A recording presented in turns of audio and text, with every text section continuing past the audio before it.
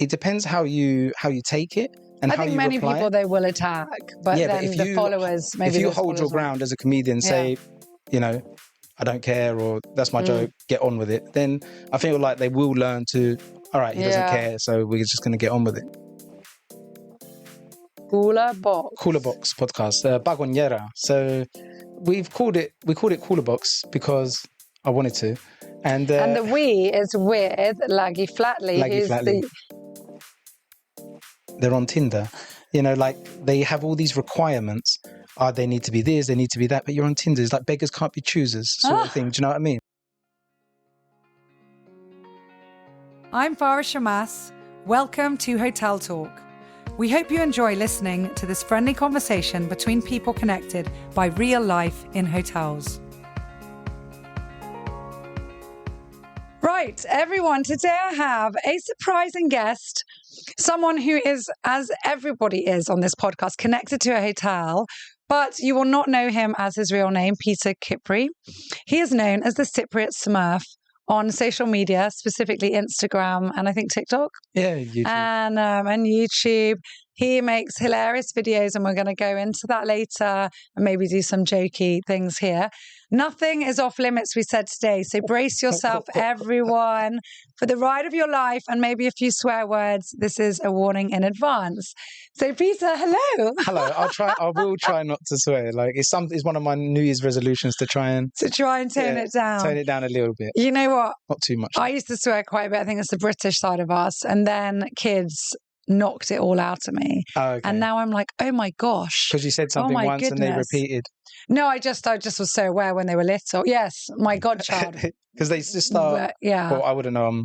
I haven't got kids myself, but I'm one of those uncles. You know, go to your friend's house, say something, the kid replies, and I'm going to leave now. Yes. So, no, you'll see when you have kids, and you're like suddenly like, and then it does all change. It's funny when they're not your kids and they repeat something, and you're like, it's funny. It's funny. But then when it's your kid, and you're like, your kid's got to go to school and start saying well, you're a bad parent. You're like, okay, this is when these frigging instead of the other word comes out. Yeah, exactly. And you start being like 1950s parents. Of, oh my golly gosh. But 1950s parents is butchers as well. True, you know what I mean? All right, so come on then. Tell us, who is the man behind the Cypriot Smurf? The man behind the Cypriot Smurf, I think, do you know what it is? It's my alter ego, Suvlagis. But it is me deep down. Yeah. It's just you that always wanted to come out. Yeah, it's like me in the Horko, in the village. That's just the way I am as well, whenever I am in the village. But he's also, whenever I see like an uncle or an older guy in a village, I just take little snippets. Yeah, little snippets of him. That would be good for Suvlagi. That would be good for Suvlagis. Like, I have friends that their English is like 5, 6. And I'm like, when they say something incorrect, I'm like, I'm going to have that for him as well. And it's just, Actually, I think we have to explain to everyone. So if you're not following already Cypriot Smurf, get along. The link will be in the comments. And just hilarious. So Peter basically makes fun and mimics heavy Cypriot accents, quite idiosyncratic behavior of many people on the island, the older mentality, and just a lot of fun, all in good humor. I mean, it's really in good humor. We love Cyprus. So, but Peter so I've known Peter's dad I knew Peter's dad for many, many years. I worked with him. They have a company called Deblitech. DLK. Now, but once upon a time it was Deblitech. And I think I was one of your dad's first, if not the first client. Do you know what? It was, it's funny that you say that because, my dad was very comical as well. Yes. He always had a sense of humor. Yeah. So I know it's going to be a bit morbid, but at his funeral, a lot of customers came, and as they were shaking our hands, they were like, "I was your dad's first customer. I was your dad's first customer. I was your dad's first customer." And me and my sister, we just laughed, and we was like, we think that was his in. That was his in. You'll be my first customer. Because literally, when we hear it, even to this day, so funny. Your dad was a great person. He was my first customer. Oh my goodness. So if you're listening from up above, I'm sure he is, and he's laughing. Yeah, and laughing, especially now. But I think I was the first hotel though. I genuinely, because I did check it. I think he was, And I remember from after that, because I remember people calling and asking for, because I was the reference. And I was like, he was like cool. the first one that really started off with like websites and everything. He basically nearly made Facebook, for like uploading pictures and stuff like this. Just needed a little bit more of a push. Yeah. I guess. Yeah, we really had a lot of fun over the years, and it was a good cooperation, and I like to think of him as a good friend. Yeah. He always told me that you were very good friends and everything like that. Yeah, I remember. Yeah, he was definitely a fun guy. So I knew you then just from afar when you were little. Still am little. Yeah, still am little at heart. So tell us a bit about you. Like you, Peter, you. I get lost within everything else. Yeah, come on. Me. Cypriot dad, Italian mum, born in England, moved over when I was 10.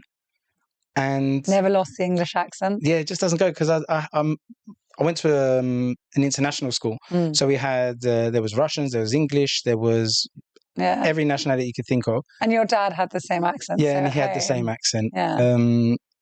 But going to the village and everything like that, picking up the accent on the correct way of pronouncing things, because obviously you don't want to sound like, when people come on holiday to hotels and you see the English people on holiday, they're like Protaris. And yes. Like that. I didn't want to. Pathos. Oh my goodness. But funny. So I've always wanted to do comedy, always wanted to be a comedian. Always wanted to be like my dad as well. My dad got kicked out of school when he was 16. I got kicked out of school when I was 16. Yeah, that maybe wasn't the best part of the role model that he would have, I think, wanted you to. At the same time, if I'd stayed in school, went to university, maybe I wouldn't have been a comedian. Yeah. Maybe I wouldn't have done everything I've already done. And very proud of it. I wouldn't, I don't regret or change anything, But tell us, what did you do then? So, okay, you were kicked out of school. I had 16. To go. Yeah, I had to, my dad had the company, but he wouldn't let me work for the company. He wanted me to learn what it was like to work. So I went and done aluminium with my uncle in the village. So I thought I was doing aluminium, but when you are the youngest person in like the shop, you become the coffee errand boy. So I was just bringing coffees and back and forth to the gaffineer. I was really bad at it, very bad. Kept on spilling them. He used to tell me this trick. The tip was, don't look down, look straight. Yeah. I don't know if you heard that. Don't look down, look straight. I tried that once. Didn't look down, I looked straight. When I got back to the shop, even the cups were gone. So it didn't. I wasn't cut out for it. So I done that for like a year, 16. And then I went to the army a year earlier. So instead of going 18, I was 17. I done national service, and I feel like that's where I learned most of my Greek, even though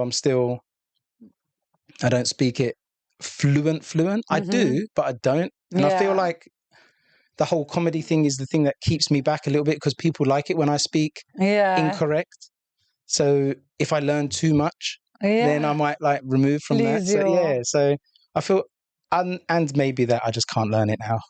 So my dear, I'm with you. I mean, I've been here for so many years, and my Greek is still.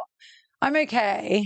But have you noticed, like based on the industry or based on what you're talking about, if you're in the hotel industry, if someone's talking about something that is hotel related, you're covered. But if it's politics or something like that, then you're like, what word is that? No idea. Yeah. And ironically, in construction, I'm okay. Oh, yeah. Because we've done so many things. I'll be like explaining even to my husband, like, oh, what's this? Yeah. But then, Have you noticed as well, though, even Cypriots, even Greeks, a lot of them don't even know the alphabet. Like, I've seen a lot, and I've spoken to a lot. Like, tell me the alphabet, and they can't. Yeah, because it comes naturally. Not everybody sits down and does grammar and Can you do the alphabet in Greek?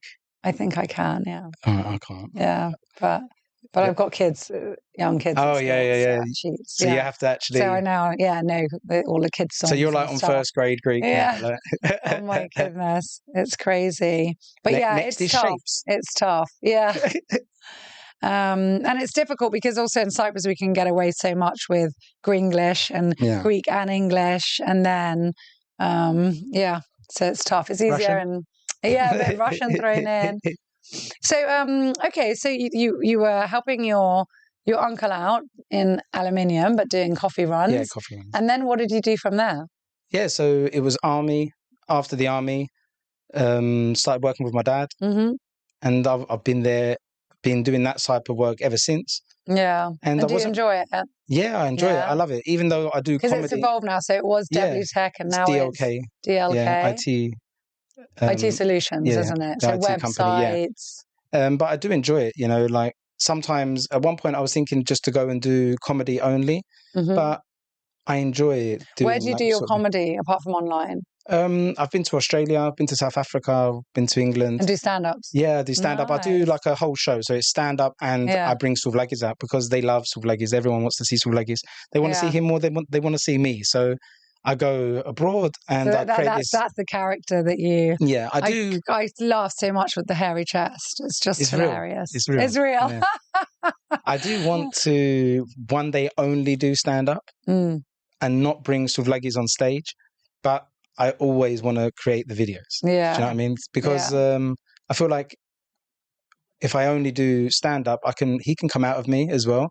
But at the same time, I know that the audience, especially in Australia and South Africa, they really like this type of comedy with characters and like improv on stage and sketches on stage sort of thing. They really enjoy and like it. I guess it's the evolution of individuals and comedians. I mean, you see, look at Ali G, for example. Ali G was he was so ahead of everything and everyone. But he doesn't need that to come out now. Now, I mean, he's done serious acting, you know. Yeah. I mean, I heard Ali G's coming back, though. Yeah, maybe. And I really hope so. Yeah. He'll get cancelled in first episode for sure, but... Yeah, especially in the States. Nah. Oh, my goodness, so funny. So funny what he got away with. But I think I think he wouldn't get cancelled actually, because I think, especially in comedy, I even saw there was one comedian like Ricky Gervais. He would say very controversial stuff, and he gets away with it. Also vegan. Yeah. You wouldn't tell. I will keep bringing this in, guys, and we'll explain why in a bit. Yeah, you wouldn't tell he's vegan. Yeah. By looking at him, but he would say controversial stuff. But people expect it from him. Jimmy Carr, he would say controversial stuff. People expect it from him. And they wouldn't cancel him. They won't attack or anything like that. But then there was a comedian the other day who said something controversial, which he doesn't usually do. And he gets attacked. And it depends how you take it. And I think many people they will attack. But then the followers, maybe if you hold your ground as a comedian, say, you know, I don't care, or that's my joke, get on with it, then I feel like they will learn to, all right, he doesn't care, so we're just going to get on with it. Yeah. But if you do these apologies and everything like that, then I feel like that's the end of your not end of your career, but end of you ever getting a bit risky with comedy. Like I done a risky joke in my show, which I won't say, and they enjoyed it. Yeah. They liked it, and I was a bit worried to say it, but they enjoyed it, and it's like just a little taste. Because when I go abroad and do shows, it's more stereotypical, nostalgia. But when I'm in Cyprus and I do shows, it's more general because like I'm not going to do that for them. Even I give them a taste. But how do you find the crowd here? Because the humour is very different. But the people that come to see me, like when I do my shows, I do more the half people, like Cypriots with. But it's even Russians, Bulgarians, Romanians, any sort of nationality that is, you know, even not Cypriot, but living in Cyprus or half, they enjoy and they relate.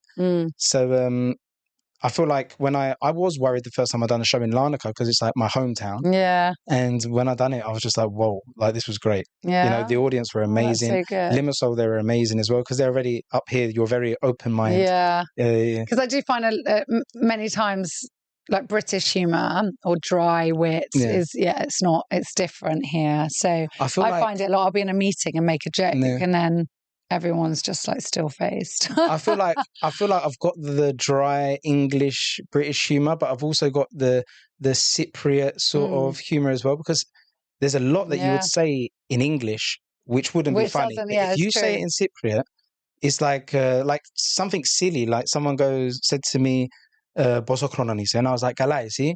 Like just like that silly little reply is funny. But if you said it in English, how old are you? I'm good, and you? Thanks, they just think that's stupid. Yeah. But so little things, I think. So even in my stand-up, if I throw in a little punchline in Greek, it would be a word that anyone should be able to understand and they would enjoy it. And if they don't, and I see they don't, I would interact, make fun of them for not knowing, or so what? Yeah. So yeah. Well, look at Eddie Murphy. I mean, he did Delirious in the early 80s, and that was like so controversial. It was like banned everywhere. There was an uproar, and it took, I don't know how, nearly 10 years, I think it was 9 years to do Raw. Yeah. But then that was then which wasn't so much better. It wasn't PC, but it was taken by that stage in the 90s. But then you've got like George Carlin that is just so straightforward and says it how it is, you know.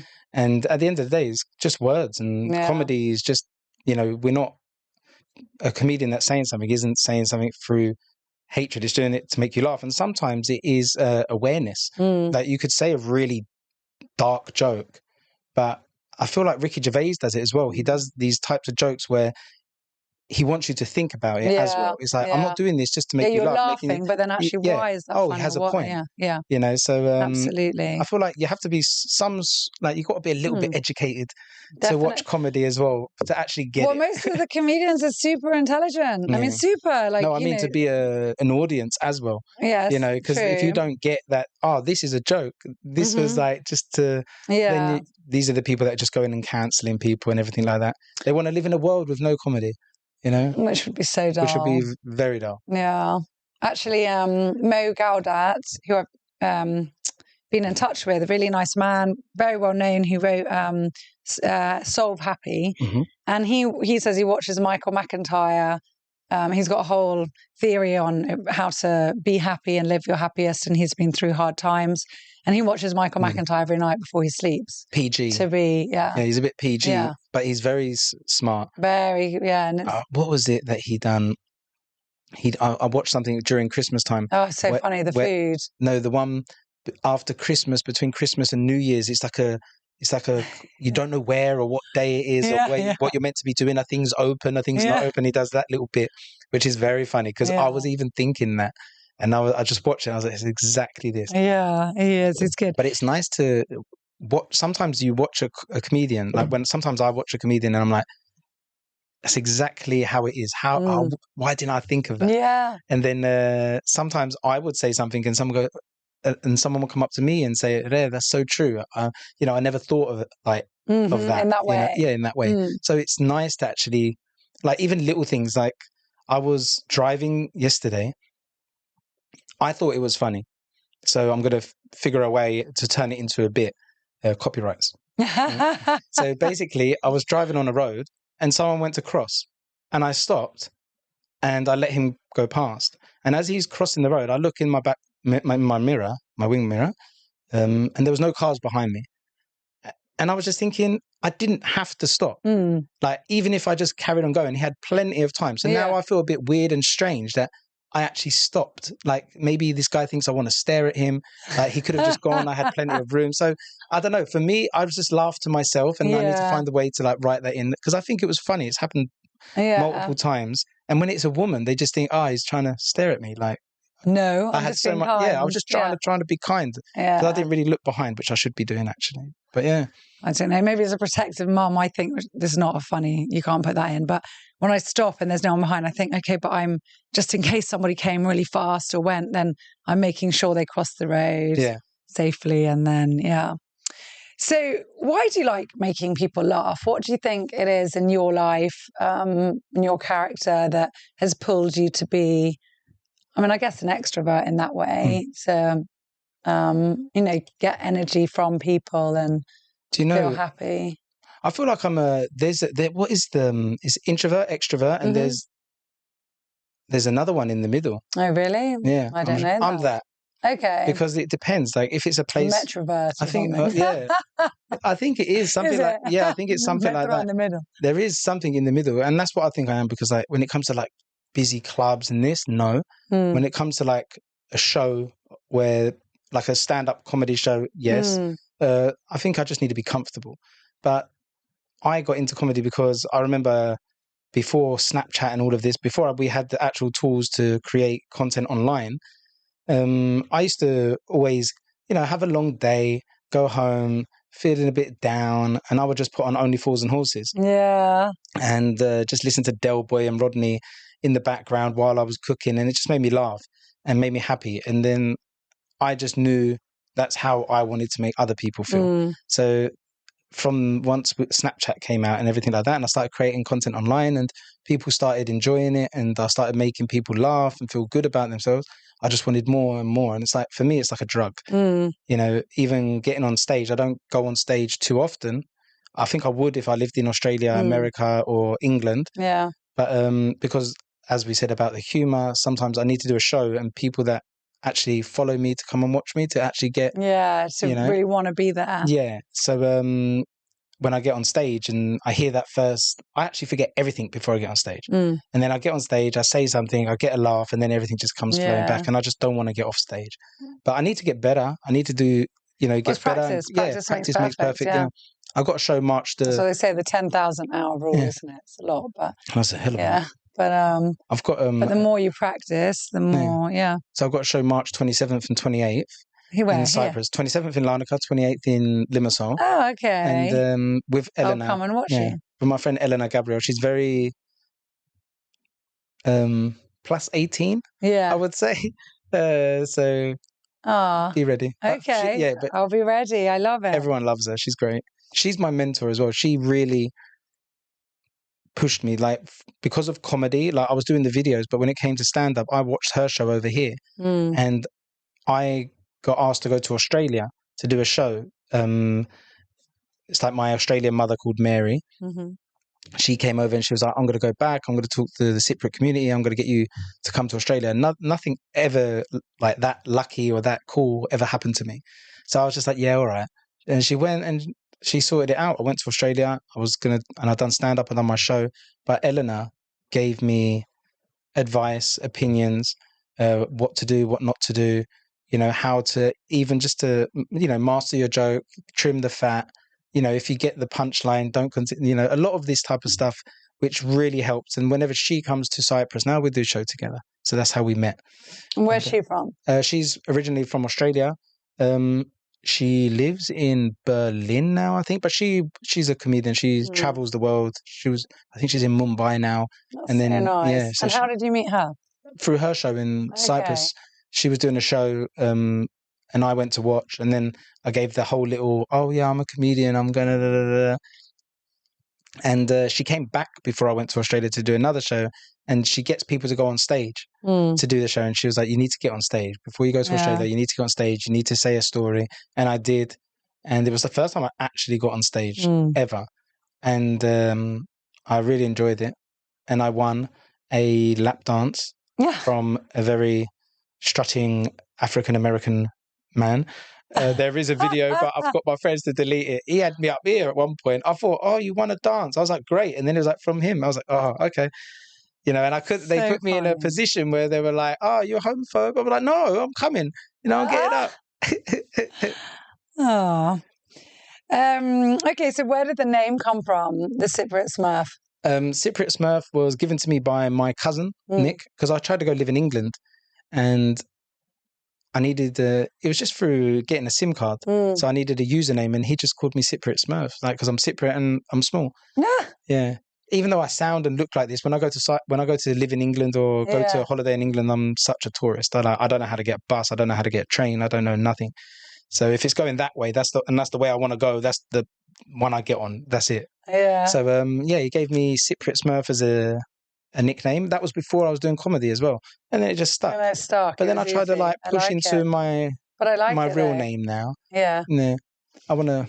And I mean, I've seen some of your videos. I mean, you've over 200,000 views. What's your biggest video, and why do you think it erupted? Let's say. I mean, I saw that funny one with the Greek lady, I mean, from Greece, driving, and you're going, Boda, and like... Oh, yeah, that was Ariana. Yeah. Yeah, because she's a Greek-American comedian, and we thought we'd do something together where Cypriots and Greeks, like, we get confused of what we say. But I think my biggest ones were... that was actually a really... That was watched. That was a very well-watched video. But I think a lot of the time I get people telling me they liked my bus driver one that I'd done years ago and the aeroplane one. And also my latest one was the tennis. So like as a tennis player, which I really enjoyed. It's like one of my favourite videos. I made a song as well, Cypriot God. So if you Google Cypriot God, I come up now, which I find it kind of funny. But at the same time, like I get bored easy, and I don't like to repeat things. So if I've done a joke, even though I've done it years ago, and things are like a lot of people are coming out doing videos as well now, I can't go back. I only go forward. So my idea for Souvlagis is to be like this Greek, the Cypriot version of Ali G. Like Ali G's got Ali G, he's got Borat. I want, when they think Ali G and Borat, when they think Greece or Cyprus, I want them to think Souvlagis. So I tried to keep, he's like modern. He thinks he's modern. He thinks he's in and down with the times and cool, but he's not. But he is a kind gentleman's. Gentleman's. So yeah, I want him. That's why he speaks broken English now. And has he had Kovic yet? That's our Jake at home. We're like Kovic because it's there's I'll be like copyright. No, use it. So we have this like ongoing joke that it's 3 years later. And most people in Cyprus still haven't realised it's COVID. Okay, it's COVID. So it's Kovic. She's Kovic. And it's always with a K at the end. And so, some of my like closest friends will be like, my husband, should we break the news to them, or should we just leave it just let them say? Yeah, I like it when they say when he wants to get down from the car, they go, "I'm go downstairs." Yeah. Stuff like that when it's not downstairs. But someone said that to me. A Cypriot said that to me, and I wrote it down. And it's just it's nice. Yeah, exactly. It's literally in good One day humour. there will be a movie of Souvlagis. It'll be called Souvlagis. That's it. So what's been your favourite reel? I mean, forget what people have liked. What has been yours? Because it's often very different. Yeah. I think mine is the tennis player because I've really enjoyed playing and making it. And I did make a series at one point, Be a Greek, where there's things that we do, and at the end it would be like the punchline, be a Greek, example, don't ask Google, we already know everything, be a Greek.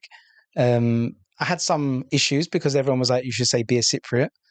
But at the end of the day, I wanted more people to enjoy it. A bigger audience, and everyone is speaking Greek, and we're Greek Cypriots. So sometimes I want to say this on stand-up as well. Like I have friends and people that we're Cypriot, we're not Greek. We're Cypriot, we're not Greek.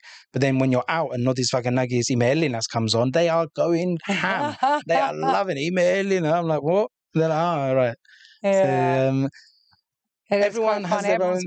Everyone has their own thoughts, and everyone's allowed to have their own opinion and the way they think and the way they feel. Yeah. So, but that's the way I feel. Especially, I went to Thessaloniki not long ago, and someone asked me, "Do you know these guys that they want to sell you perfumes and glasses?" They're like, "Where are you from?"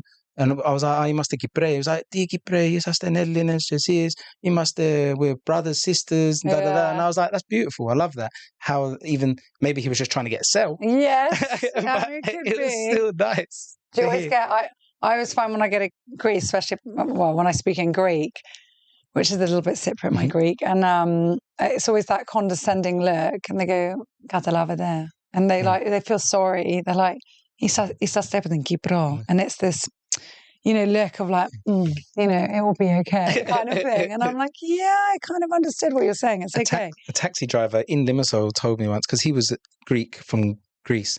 And we spoke and was having a conversation about this. And he said that the reason we speak the way we speak, obviously through people invading and everything, we pick up different words, but also in Greece, they use every word in the dictionary. So every action has a specific word, where we might use one word for many actions. So we don't use every single word within the dictionary where they do. So it's also the dialects closer to the ancient Greek. But also the islands. Like we would speak or sound or you like a bit more like Rodo, Crete, and all of this. But it's similar to like if you went to England, Ireland, Scotland. England's amazing. I mean, there's just so many dialects. No one understands the people from Newcastle. Yeah, Jordan, no way. Even people from Newcastle don't understand people from Newcastle. Yeah. It's crazy. Yeah. Liverpool, I like it though. The Scouse accent. So nice. I've got friends from Liverpool, but when they speak Greek, they don't sound like they're from Liverpool. That's amazing, it's weird. Huh? Yeah. There you go. So tell us about your podcast that you've just started. You've just launched Cooler Box. Cooler Box podcast, Bagonera. So we called it Cooler Box because I wanted to. And the we is with Laggy Flatley, who's the not so little anymore, but I think a lot of us remember him as the little boy who came on with Stavros Flatley into Britain's Got Talent and danced around. Super cute child. And now he's a not just a grown man, but he's a daddy, isn't he? Yeah, I wouldn't say grown man, but he's a daddy. But yeah, we became friends over here. Because obviously I do what I do, he was doing what he was doing, and it's like I went to see him and we just became friends. Through COVID, decided we were going to go camping, and that's one reason I wanted to call it Cooler Box, because I remember when we went camping, we had the Bagonera there, we were just around the beach. It weren't just me and him, there was other people as well. Romantic. If it was just me and him, we wouldn't be here to tell you the tales, I suppose. But and that's why I wanted to call it Cooler Box, because you go on an adventure, you take a cooler box, you know. So, and it's in the cooler box you have a bit of everything. You have drinks, you have food. So that's what our podcast is going to be about. A bit of everything, whatever comes out. There will be some structure, but then it would always go off topic. Yeah, and it's just fun. And it's produced here, everyone. And it's produced here.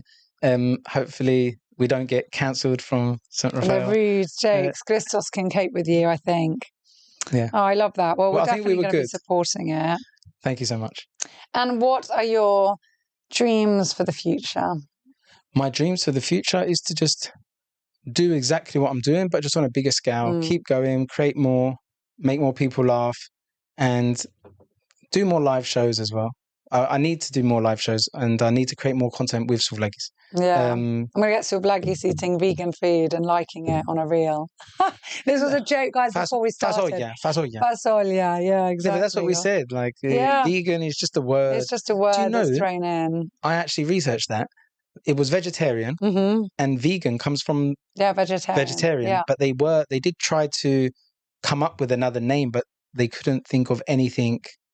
Yeah, I think because many vegetarians effectively eat vegan, like they don't eat any animal products, but many are lacto-ovo-vegetarians, or there's different kind of strains of them. There might be a pescatarian, there might be someone who just eats eggs or just eats milk, and then it evolved into people who didn't want to not only not eat animal products, but also then not use or wear or utilize in any part of their life. Do you think there will be something? So then they said, oh, well, something more developing. Yeah. Well, there is already. There's fruitarian. Fruitarian. Yeah, there's raw vegans. There's there's like, I don't want to use the word extremes because each to their own, but there's I'll definitely say extremes. There's definitely there are health benefits. So there are obviously great. I mean, if somebody really needs to if they're sick, jokes aside now, if somebody's really sick and needs to properly do a cleanse, then there's nothing better than doing, whether it's a juicing or whether it's I don't know whatever, like eating only fruits. But there are people who literally live like a long, like take that to quite a few months or years. Why are you a vegan? Then I'm a vegan because I don't like taking anything from the world that I don't need to take. So I don't want any one person or animal to suffer for me But for saying that, if it was like apocalypse, and you needed to eat, you would possibly take something from the world that you would need to survive, right? Just a question. So, like you would give me an example of but a chicken would be eating something to survive, wouldn't it? Yeah, so that's what I mean. Yeah. So, I'd find out what the chicken's eating, and I'd try and eat that rather than the chicken. So, I think there's like, how many times have you been in an apocalypse? I don't know, but I'm ready. Well, I don't think there's many, and I think now there are just so many. Okay, we're going to try not to make this into like a human. Yeah. It's quite, I mean... No, I'm not trying to be funny. I'm actually asking the question because you said what you would take. Because I know there's a guy in Australia, he's a vlogger, and he will go and fish. But he'll catch one fish. Yeah. Because that's what he needs to eat. He's not going to catch 100 fish. And maybe he'll just eat that, and he's not going to have bird's eye.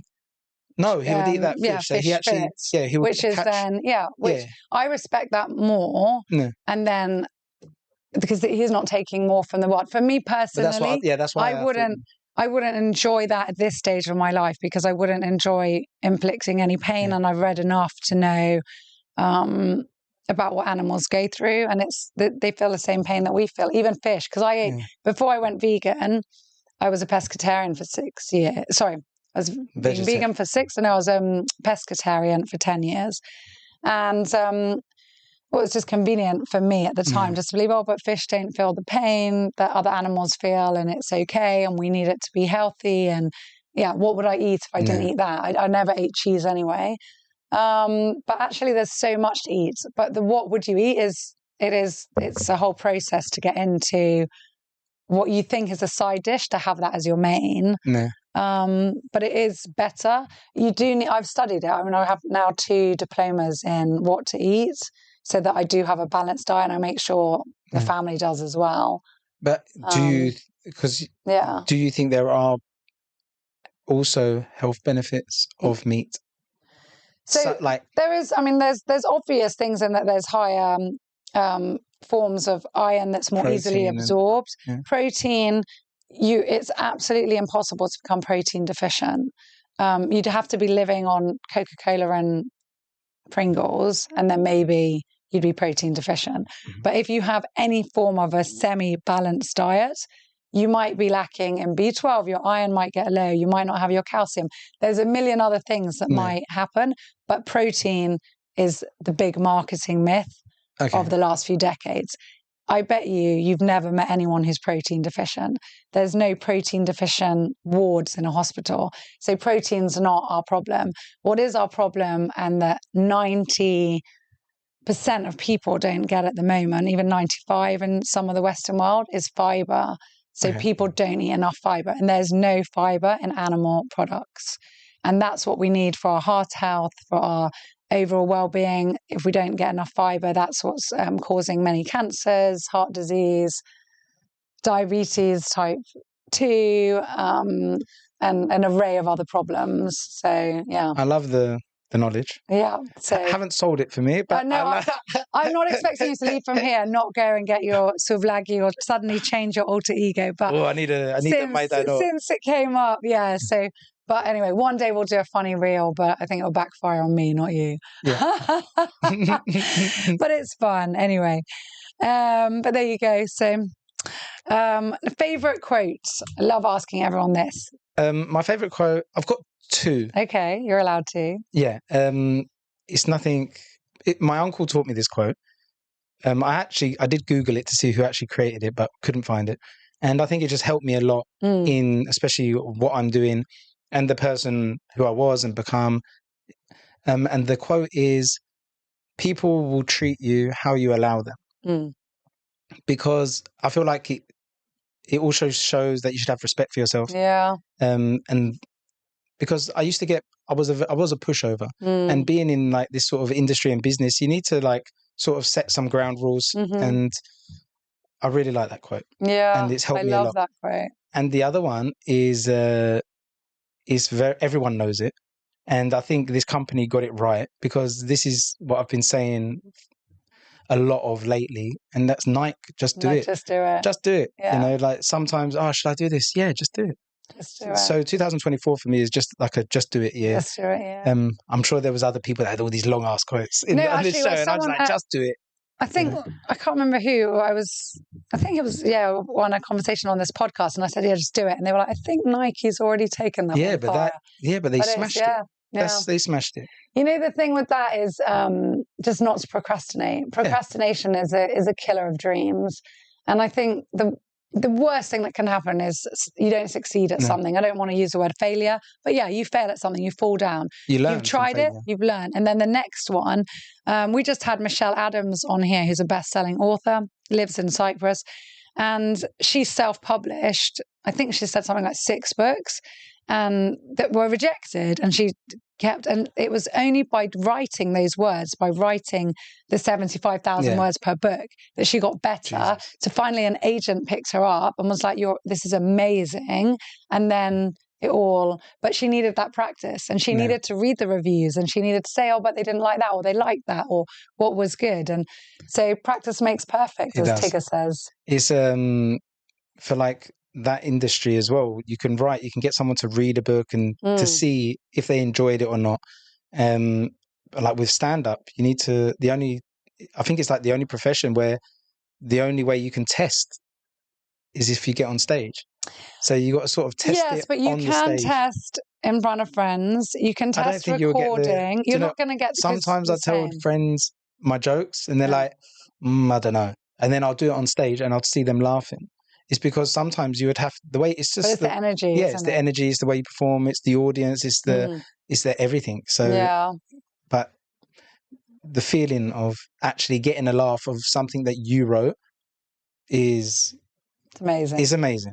And that's another thing, just finding and writing. And I'm not a writer. I never thought I was a writer. And then Jerry Seinfeld, I watched his podcast, and he's like, basically, comedians are basically writers. I'm shit at grammar. I can't write for anything. So I might need Michelle Adams number to give me some grammar lessons.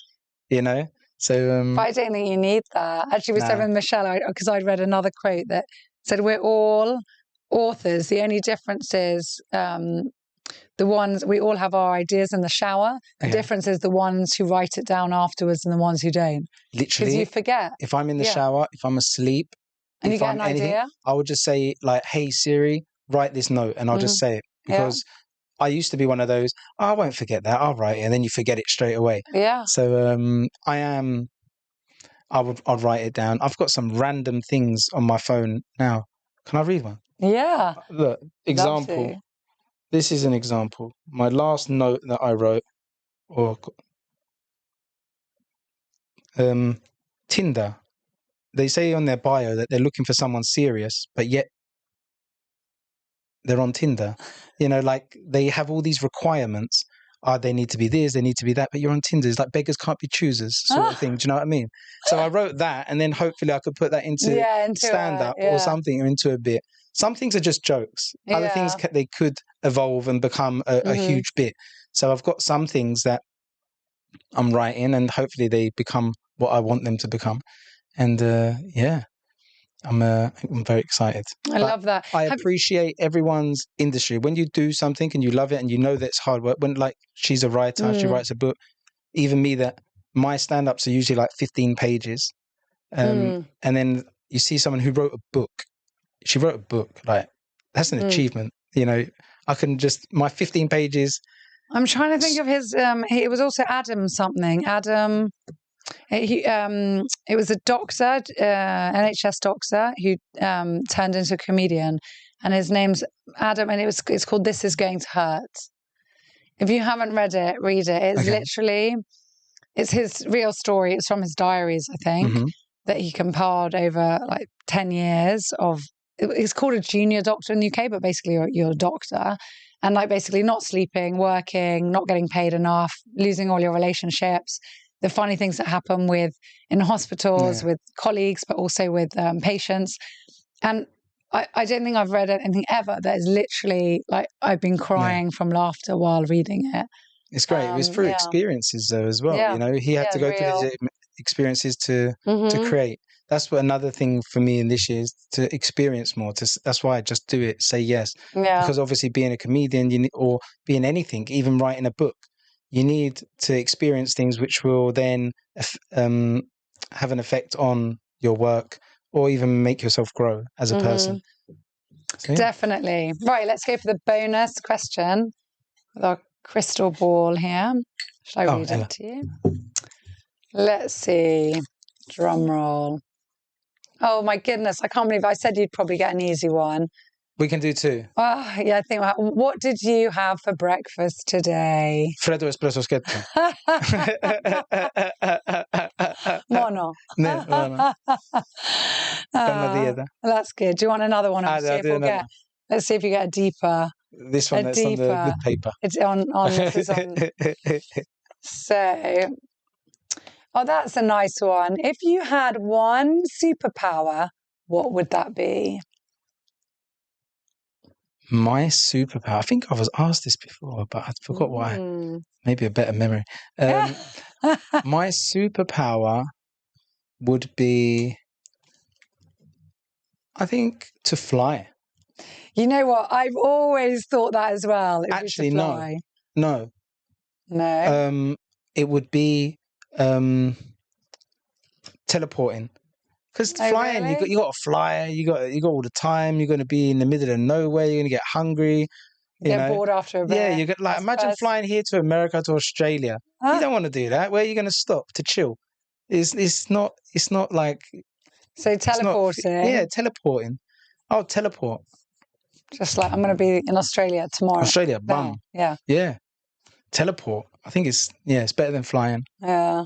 I could just teleport to a high building if I want to see what it's like, Then you don't enjoy the journey. Just enjoy the destination. Well, you start, right, you got the flying, I got the teleporting. Let me know when you're in, I'll meet you in Australia. Notes. I love it. No, because I think it's not logical.